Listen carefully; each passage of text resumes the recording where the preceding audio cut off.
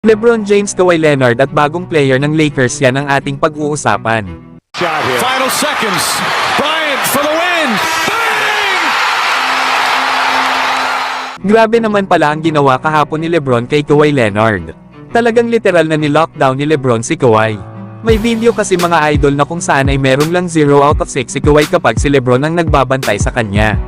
Nasa buong game nga mga idol ay nakagawa lang si Kawhi Leonard ng 15 points na may 6 out of 17 shooting sa field. At 2 out of 7 naman sa 3-point area. Naging effective nga ang ginawang pagbabantay dito ni LeBron James kahapon. Lalo at si Kawhi pa naman ang dahilan kung bakit sunod-sunod ang panalo ng Los Angeles Clippers sa mga nakaraan nilang laro. Na kung saan ay nag-a-average lang naman ito ng 24.6 rebounds at 3 assists per game.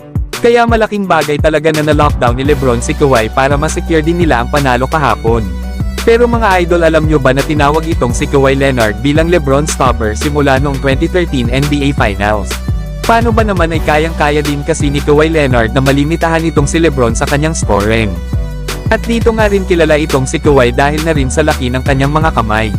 Na kaya nga nitong matabunan ang mukha ng isang player. Kaya masasabi din natin na nakabawi din itong si LeBron dito kay Kawhi sa palagi niyang pagla-lockdown dito. Samantalang Lakers kumuha naman ng bagong player.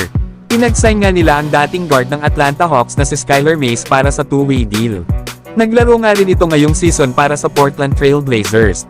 Pero sa kanyang naging debut sa 2020-2021 season, ay nag-a-average ito sa kanyang 28 games sa Atlanta Hawks ng 7 minutes per contest. Samantalang sa 20 games naman ito ngayong season sa Portland Trail Blazers ay 5 doon ay naging starter ito. Kaya naman ay may pagkakataon si Skylar Mays na maipakita sa Lakers ang kaya niyang gawin. Na tamang-tama nga muna ito na pamalit ng Lakers sa kanilang guard na si Gabe Vincent. Lalo at hindi pa nga alam kung kailan ito makakabalik sa kanilang kupunan.